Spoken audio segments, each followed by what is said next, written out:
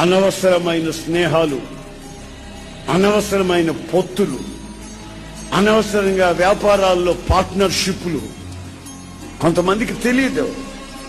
విచ్చలవిడిగా ప్రవర్తించడం, మనసు వచ్చినట్లల్లా ప్రవర్తించడం, శరీరంలో వచ్చిన కోరికలను నెరవేర్చుకోవడం, మరలా ఏమీ తెలియనట్టుగా భక్తిగా ఉన్నట్టుగా నటించడం. అయితే వార్నింగ్, హెచ్చరిక వస్తుంది. నీవు ఎవరితో స్నేహాలు చేస్తావు? ఒకప్పుడు నీవు ప్రార్థన చేసిన వెంటనే, రాత్రి ప్రార్థన చేస్తే తెల్లారి జరిగిపోయింది. నువ్వు ప్రార్థన చేస్తే జబ్బులు బాగైపోయి, నువ్వు ప్రార్థన చేస్తే అనేకులకు మేలు కలిగాయి. ఇప్పుడు నీ పరిస్థితి ఏమిటంటే, నీ కొంపలోని రాత్రి మగళ్ళు అల్లకాల్లో, నీ పిల్లలే వెచ్చలు విడతారు, నీ జీవితమే గమ్యం లేని పరిస్థితి.